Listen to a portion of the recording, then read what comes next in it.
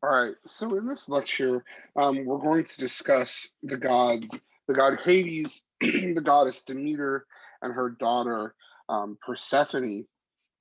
Particularly, I'm going to discuss the, actually, sorry, um, going to discuss the relationship they have with one another, and so yeah.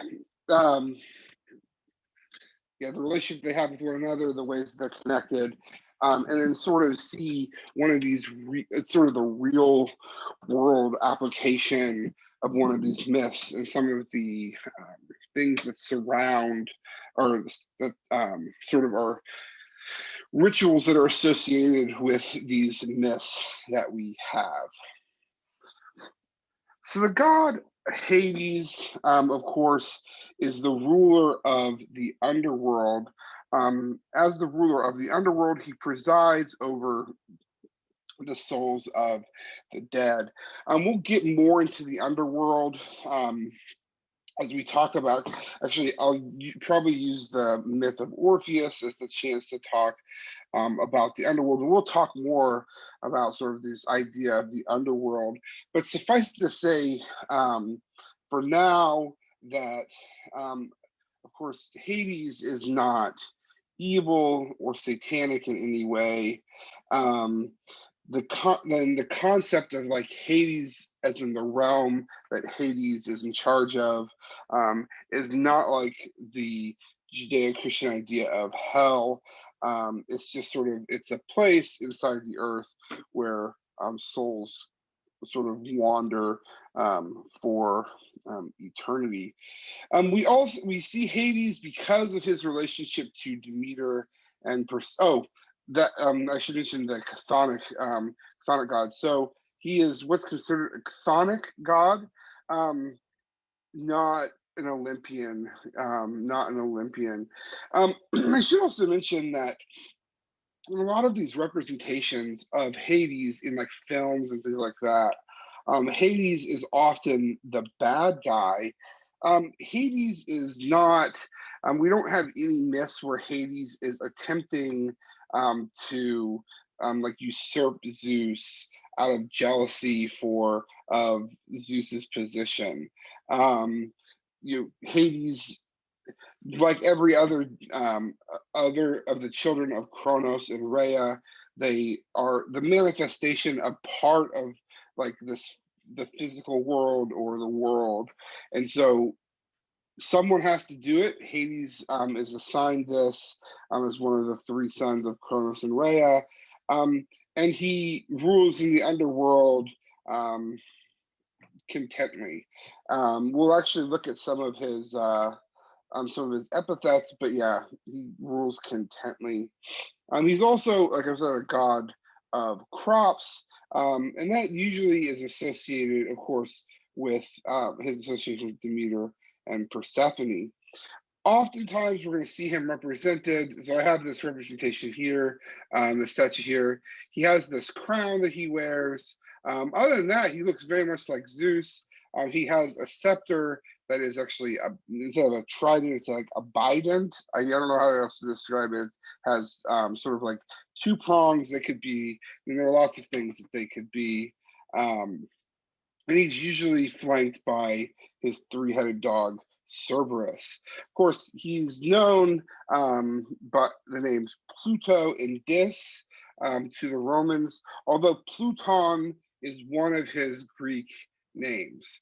So the Romans sort of get Hades, uh, get Hades' the Roman name from one of these Greek names. He, of course, is married to Persephone, who, as we'll get into, is the daughter of Demeter and Zeus. And what's interesting about Hades is we don't see a Homeric hymn to Hades. I sort of ask this rhetorical question: why is there no Homeric hymn? And I'll get into that in here in just a second. But it really has a lot to do with his role as a chthonic, and that's chthonic. I know that CHTH it's sort of tough to pronounce, but it's chthonic deity. So it has a lot to do with that. So here we actually see like sort of a sketch of what one of these statues of Hades might look like. We see his staff here with the bident at the top, the two prongs here. Hades has several epithets. The one that I think is most interesting, of course, is the Zeus Kataktonios, Zeus of the underworld. And this really, the book sort of like draws out attention to this, but this shows the power that he has in the underworld, where Zeus has this sort of absolute power in the world above. Hades has similar absolute power in the underworld. Of course, some of these other Polydecates, Polydegamon, Polyxanios, like host of the many, receiver of the many. We see a lot of this association with him in the underworld.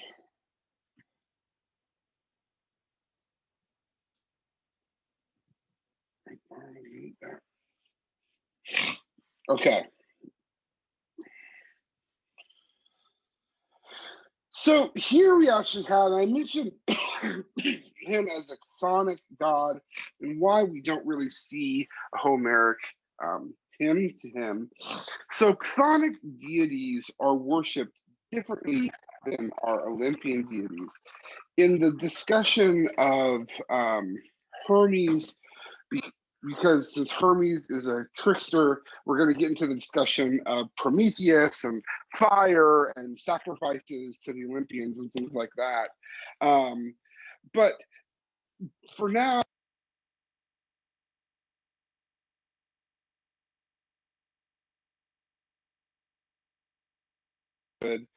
essentially take the fat and gristle of the animal.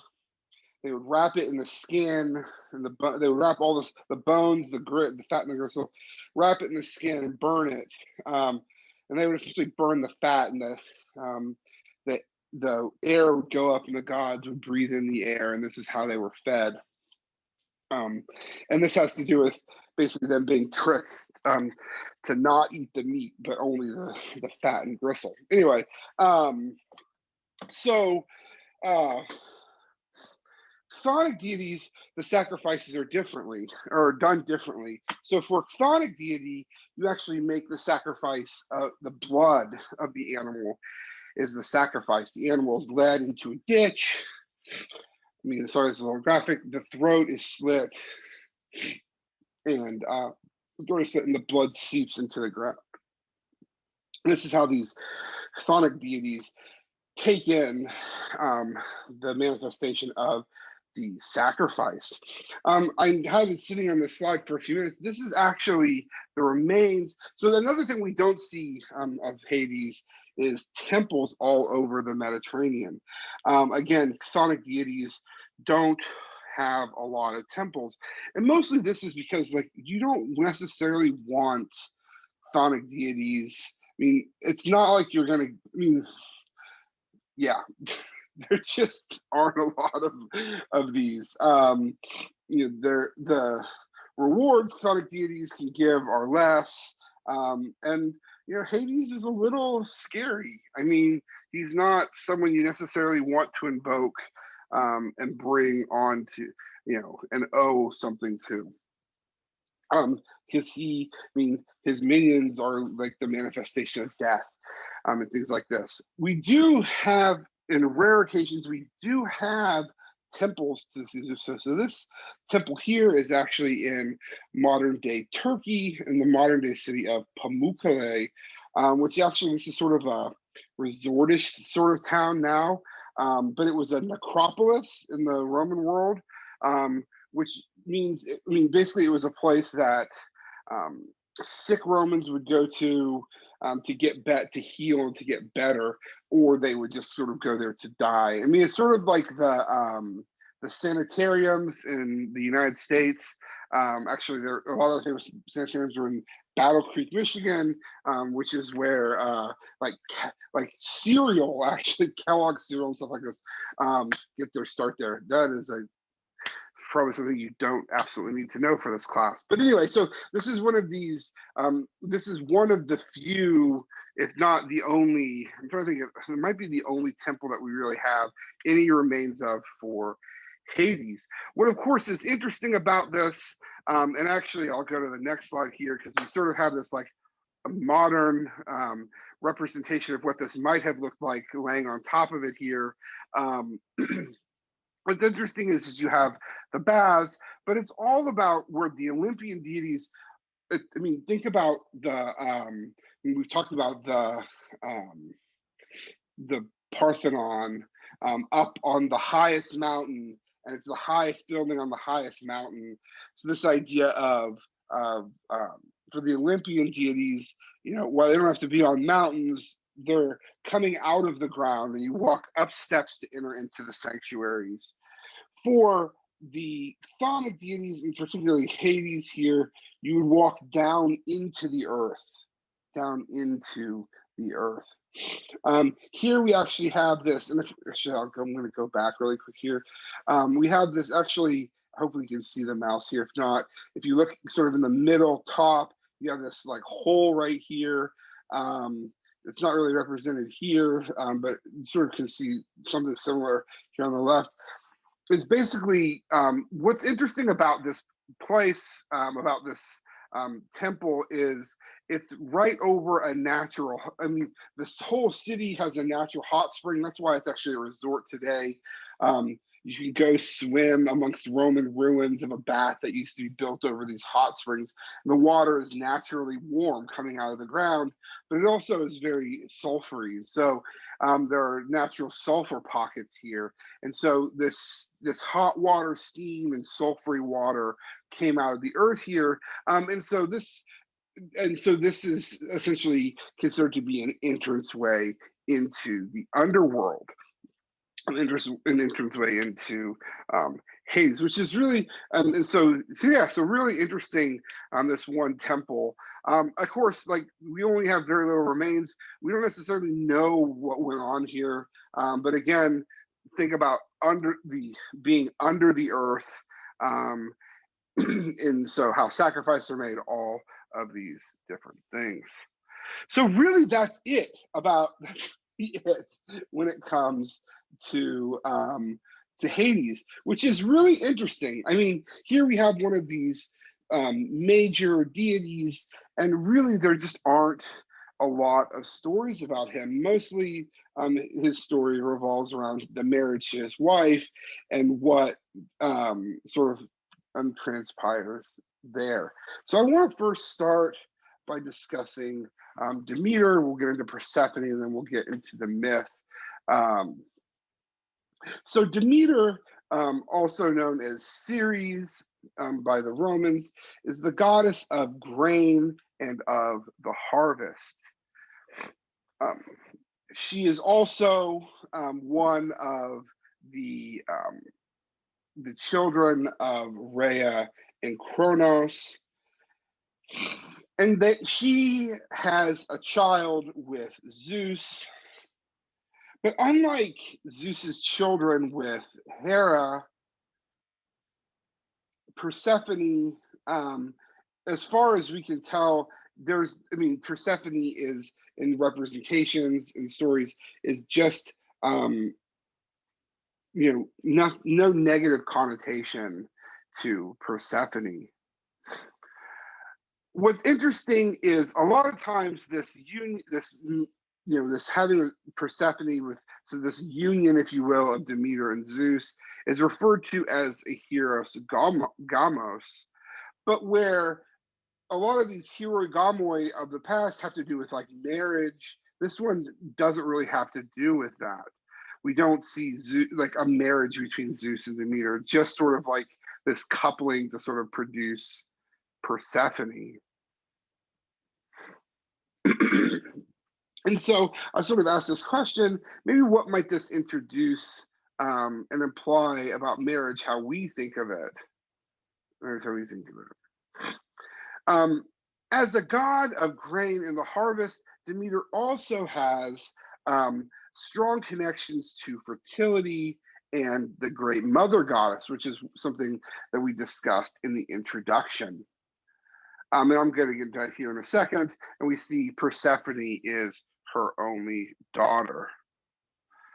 Here in Homer's hymn 13, we see this mention of her and her daughter Persephone. So again, a lot with the association of Persephone. So here we have what is considered to be an early representation of Demeter on the island of Thera, which is the modern day island of Santorini. Here we have this goddess, or we have this matronly figure sitting on this throne of textiles with women. And I should mention, this is a much larger fresco. And what's interesting is on this fresco, you have women with different levels of like different haircuts, basically. And articles have actually been written about these are different levels of initiates into this sort of like a group of worshipers of Demeter. We also have one of the famous blue monkeys here, bringing, and then I should say they're collecting saffron, which is something that's associated with Demeter and Persephone. That's why people think that this might be a representation of Demeter, is that association with saffron.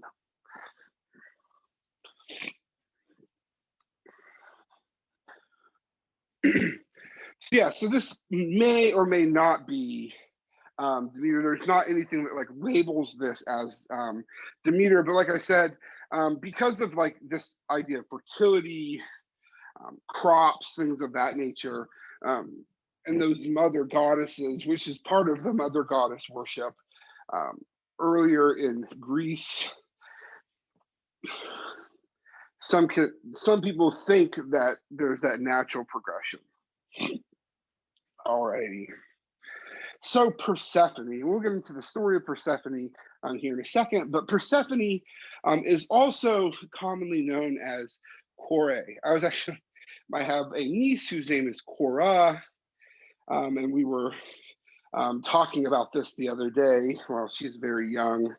I was more talking about it with my brother, but I was mentioning I was writing this lecture, and she was there, and she was really excited because she knows the story of Persephone, at least that her name comes from this. Kore literally is the Greek word for young girl. So she's often known just as the young girl, if you will. Her Roman name is Proserpina. You can sort of see the word prosperity from this. And she is married to Zeus. And most of what we know about her has to do with, again, just like with Hades, Demeter, a lot of what we know about her, a lot of the stories revolve around this myth of her marriage to Hades. Here we have actually a representation of Demeter and Persephone together. And this is sort of actually a graffiti, a wall painting of Persephone down on a wall in modern day Pompeii. Okay. So the abduction of Persephone, or the marriage of Hades and Persephone. So basically, I'm going to go to this. So this is just the Homeric hymn outlining this. But yeah, well, I'll just start and then I'll move on to the next slide. So basically, Hades sees Persephone and wants to marry her. He goes to Zeus, and Zeus approves of this marriage, knowing that there's no way that Demeter will approve of it. They make a deal in secret anyway for Hades to be married to Persephone. And so Hades doesn't mention this to Demeter. One day, while Persephone is in the field gathering flowers with friends, she basically leaves the group to see this a flower that was created specially by Zeus to lure her away from the group. While she's separated from the group, the earth splits open and out pops Hades. Dun, dun, dun. This representation, this depiction of Hades is really interesting for lots of different reasons. Um, Kind of looks a little ominous. It's a little crazy. There's wild hair. Um, Hades grabs her, and this is the face. This face here is um, the face I have of in this earlier slide. Down at the bottom, you can zoom in her face and just see how pitiful and sad she looks here. So I should say I actually have a zoom up there of it really quick. Um, we yeah, that's not a good representation of it. Basically, Demeter chases after the chariot, not knowing who has abducted her daughter, and then the chariot descends back into the underworld, and she doesn't know what happened. So Demeter basically refuses to eat or drink for 9 days. On the 10th day, she goes to Helios and finds out that Persephone has been abducted by Hades. Helios sort of like tries to convince her this is a good thing, but lets slip that Zeus was the one who basically gave permission for this. Demeter is pissed. She's really upset. She basically refuses to ever return to Olympus ever again, and basically decides she's going to live on Earth as a mortal. Um, yeah, here's this thing about secret permission um, given by Zeus. So if you're curious about that, um, again the close up of Persephone here.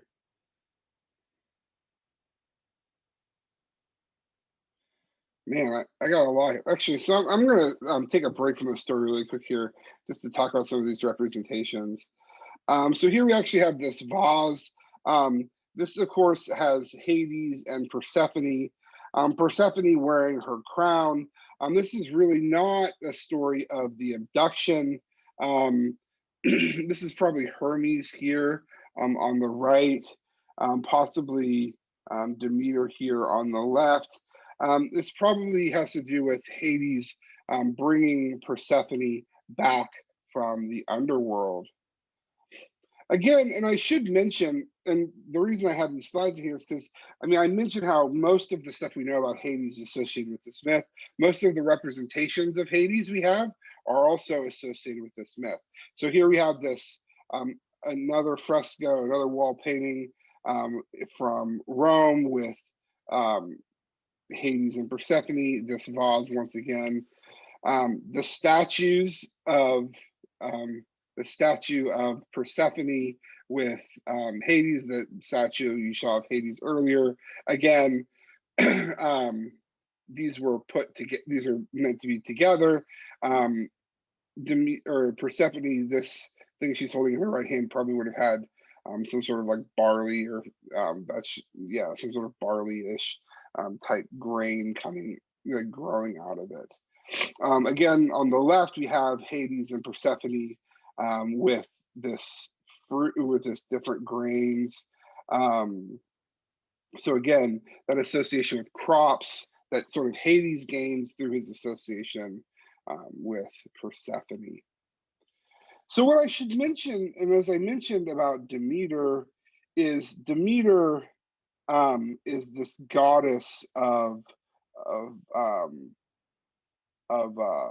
what's the word I'm looking for here, is this goddess of harvest, right, and of the sort of the reciprocal nature of farming.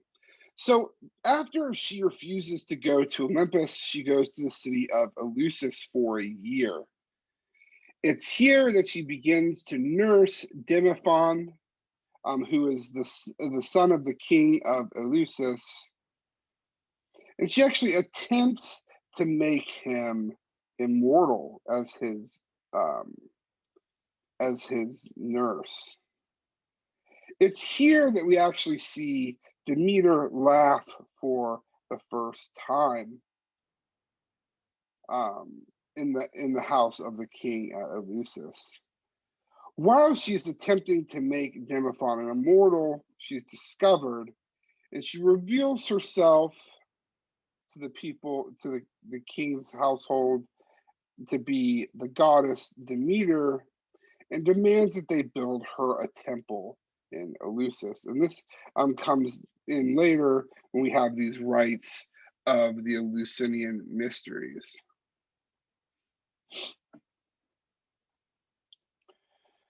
Demeter's grief while she's in Eleusis for this year, she basically refuses to let crops grow while she's in Eleusis. People are starving and dying. At this point, and what does Zeus worry about? Not that he's given his daughter to Hades to live in the underworld, not that he's upset Demeter, but he's worried that men will no longer be able to give sacrifices. So he agrees to to basically release Persephone from the underworld and come back to be with her daughter.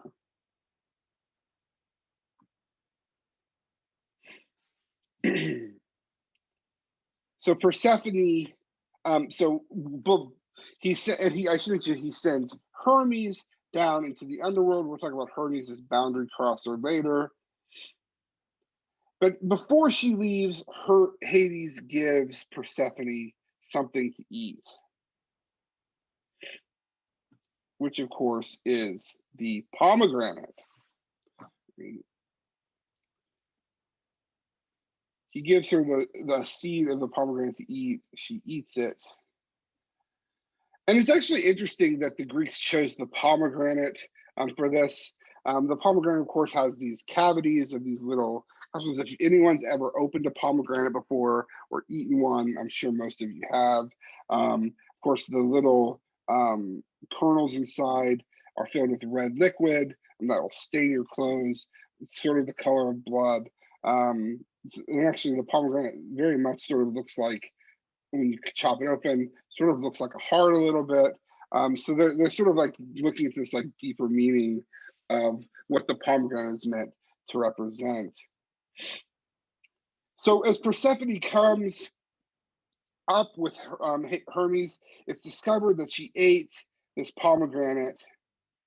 And because of that, she has to spend 4 months of the year in Hades, which is winter. So in large part, this myth, what is it telling? It's telling us the story of why there are cyclical crops. In Greece, you can grow crops 2/3 of the year. 1/3 of the year, these 4 months, you can't.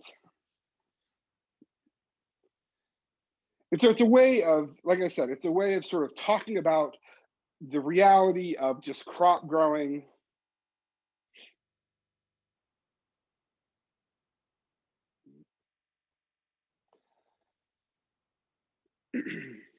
And I should mention, every year when Persephone goes to the underworld, Demeter, of course, mourns. This is why crops don't grow. That refusal to let the crops grow.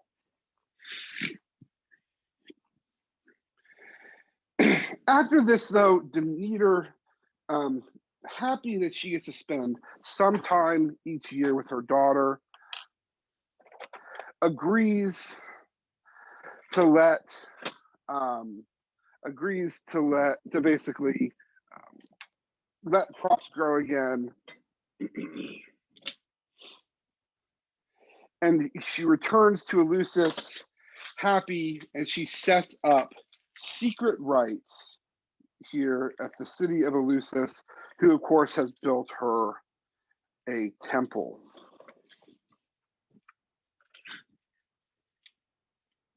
Okay, so here we have our so the Eleusinian mysteries. This is really interesting. We don't really know much about the Eleusinian mysteries. When we're talking mysteries, I mean, you got to think, so sort of think of this as a secret society, or, I mean, think those of you who were in fraternities or sororities, if you think about it like, you know, you have your, oh, excuse me, you have your initiations and things like that that you're not supposed to talk about. That's the same here. That's the same here. So very little is known about this ritual. What does seem clear is that the rites definitely centered around Demeter's search for Persephone and return. So okay, so we know the time of the year. We know that there are certain aspects of the rituals that take place only in private and some that take place in the very public spheres.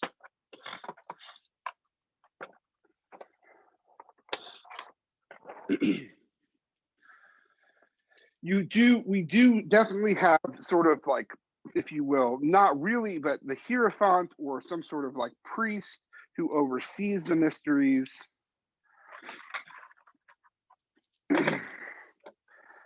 And then you have sort of sacred objects that are involved with the mysteries also. These are the Hiera.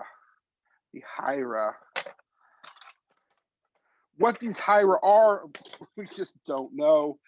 Some people think that their depiction is like a statue of Demeter.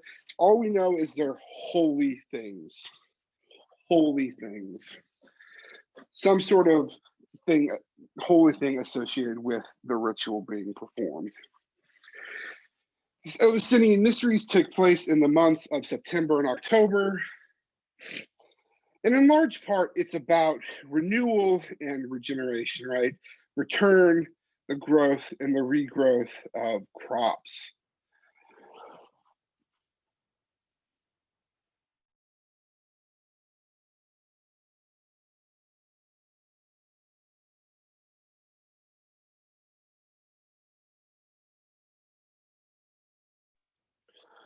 So again, what do we know? Not that much.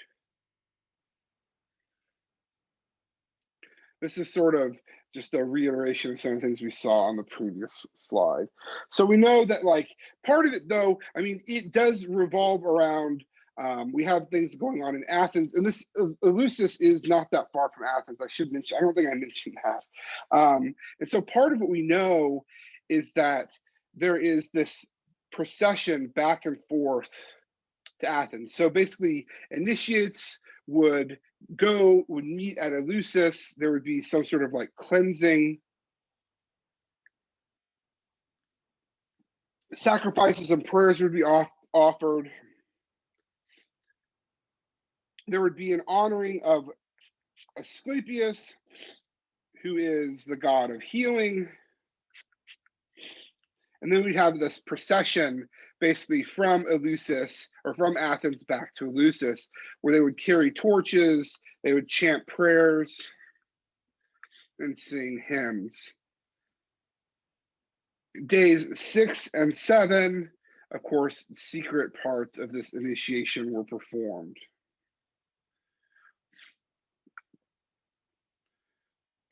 Well, this is not a representation specifically of the Eleusinian mysteries.